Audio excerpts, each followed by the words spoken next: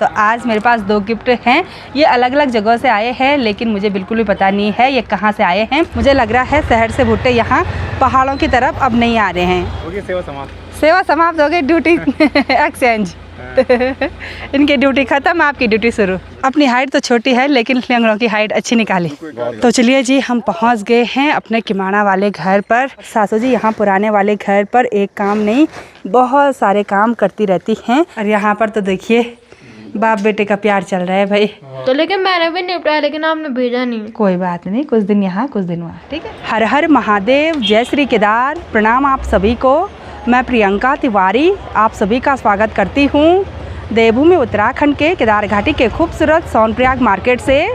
आज मैं अपने व्लॉग की शुरुआत शाम के लगभग 5:30 बजे से कर रही हूँ। आज सुबह से यहाँ का मौसम बहुत ही सुहावना सा रहा। दिन भर अच्छी सी तेज़ धूप खिली रही। अभी यहाँ से सनसेट हो चुका है और इसी के साथ हमारे होटल योगी के सामने से बहुत ही रौनक भरा चहल पहल वाला माहौल देखने को मिल रहा है।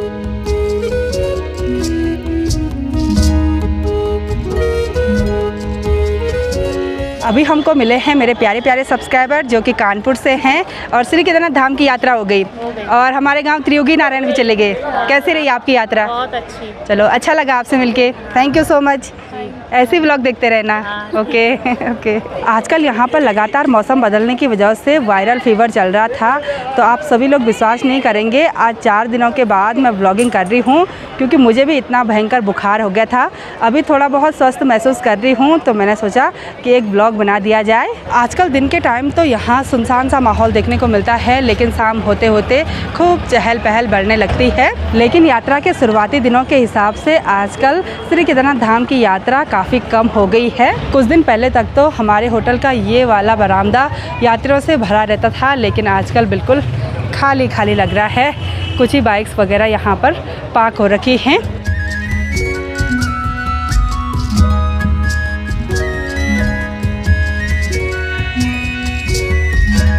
श्री केदारनाथ धाम की यात्रा के दौरान मेरे प्यारे प्यारे सब्सक्राइबर भी आते हैं और इसी के साथ मेरे लिए गिफ्ट लेकर भी आते हैं। तो आज मेरे पास 2 गिफ्ट हैं।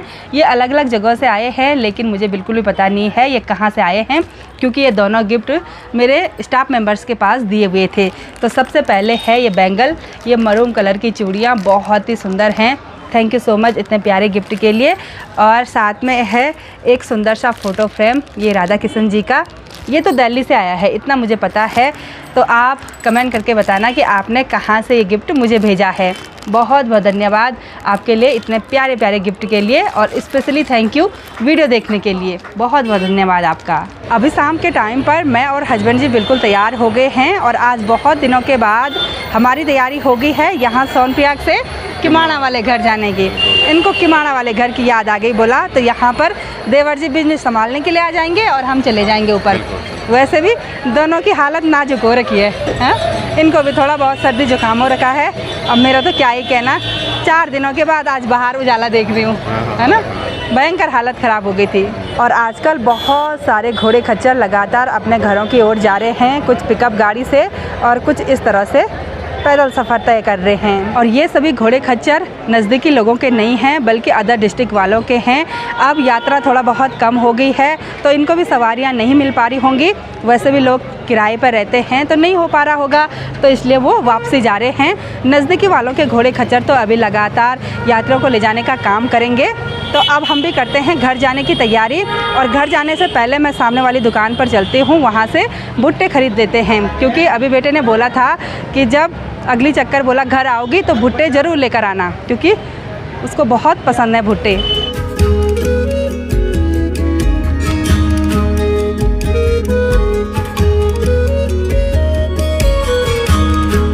मैं इधर साइड आई भुट्टे खरीदने के लिए, लेकिन इधर साइड भुट्टे वाली दुकान एक भी खुला नहीं है। जो दुकान खुला भी है उसमें भुट्टे है ही नहीं।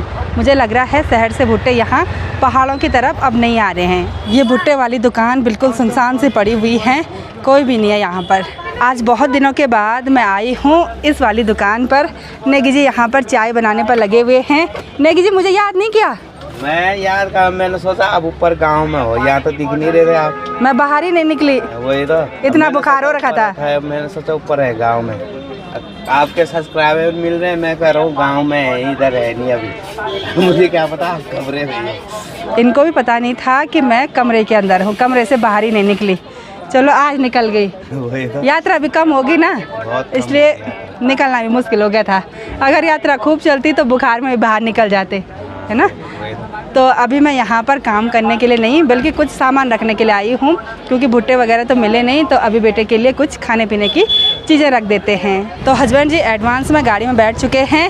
अभिजीत को हमारी खुद आ रही। अरे मैं नीचे आ रहा तो मुंह पर जा रहा था। क्या हुआ, तो कभी कभी ऐसे होता है ना। चलो कल आना ऊपर वाले होटल में, ठीक है। हाँ चलते हैं आप।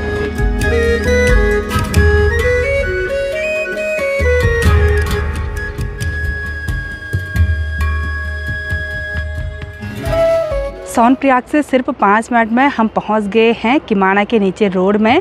इस जगह का नाम चोका है। और कुछ टाइम पहले गैस गोदाम के नज़दीक ही हमने अपनी थार गाड़ी पार्क की थी और इस गाड़ी से सामान हमने निकाल दिया है इस गाड़ी में रखने के लिए। और यहाँ पर हमारे अंके बेटा भी थे। कैसे हो? बहुत बड़े नमस्कार। नमस्कार, खुश रहो।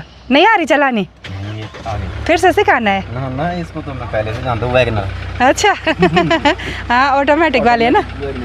और अंकी बेटा की गाड़ी तो वहाँ पर एकदम ढका ढुका के रखी हुई है। आज 1 महीने बाद स्टार्ट किया ना। अच्छा डीजल गाड़ी है तो कभी हमारे पास भी दे दो अपनी गाड़ी स्कॉर्पियो। अब इसके बाद स्कॉर्पियो है ना। हाँ घूमने जाएंगे बिल्कुल लॉन्ग ड्राइव पे। Long drive Nepal. नेपाल, अच्छा। देवर जी भी पहुँच गए हैं। प्रणाम। ठीक ठाक। और क्या हो रहा है? अच्छा हो गई सेवा समाप्त हो गई, ड्यूटी एक्सचेंज। इनकी ड्यूटी खत्म, आपकी ड्यूटी शुरू। पांडे जी रुक रखे आपको तब से। हाँ इस्माइला लगी आ रखी है भाई। अर्टिगा लेकर आए भाई, इनोवा चाहिए थी इसको। इनोवा नहीं लेके आए? अगले साल। थोड़ा सा कुछ हो, इनकी मस्ती मजाक शुरू हो जाती है। जाओ अब, वो रुक रखे। अलग ही स्माइल आ रखी है उनके चेहरे पे। तो अब हम चलते हैं यहाँ से ऊपर किमाना वाले घर के लिए। आज हम दूसरे वाले रास्ते से होते हुए जा रहे हैं। देवर जी की गाड़ी भी यहीं पर खड़ी हो रखी है। वहाँ नीचे ना पार्किंग की बहुत दिक्कत होती है, इसलिए ज़्यादातर लोगों ने अपनी गाड़ी इधर चौका की साइड ही पार्क करी रहती है। तो बहुत दिनों के बाद मुझे लगा इस वाले रास्ते से जा रहे हैं। और ये जा रहे हैं खेतों वाले रास्ते से। किमाना वाले घर जाने के लिए एक रास्ता ये और एक उधर साइड से होते हुए जाता है। इधर खेतों की तरफ दीवार लग चुकी है, तो ये रुके हुए हैं हाथ खींचने के लिए। Thank you.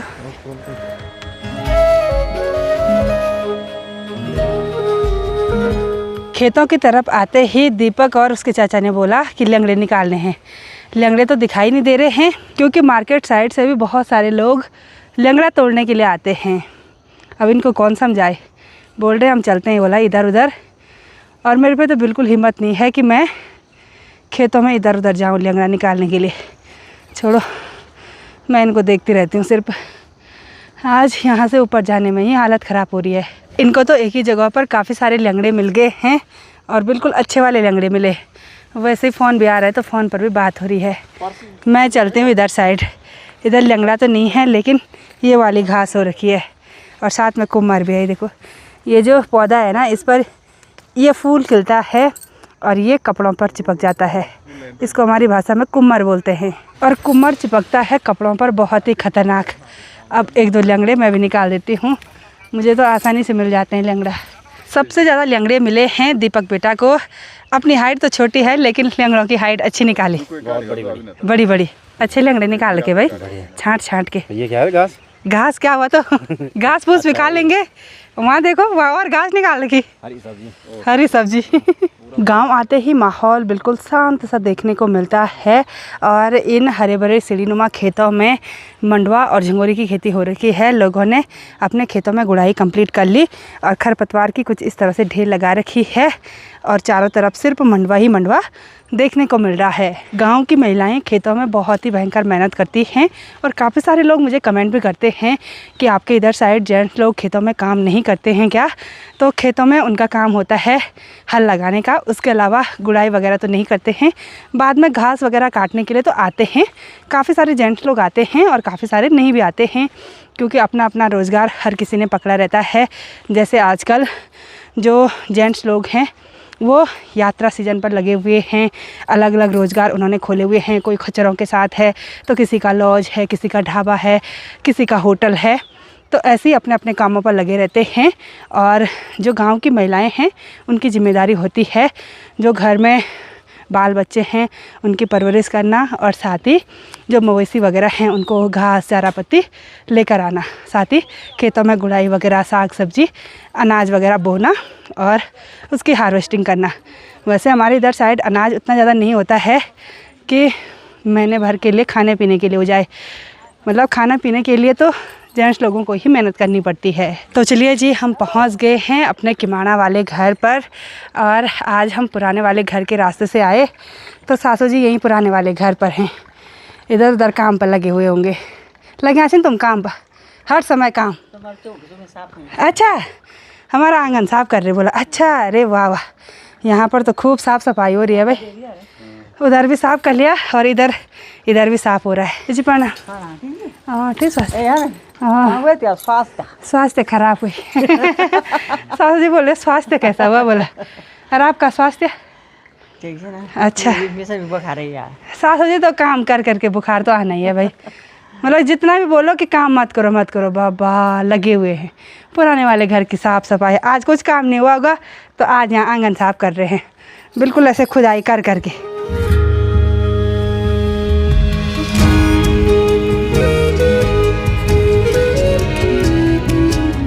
थोड़ी देर में अंधेरा भी हो जाएगा और सासू जी यहाँ पुराने वाले घर पर एक काम नहीं बहुत सारे काम करती रहती हैं।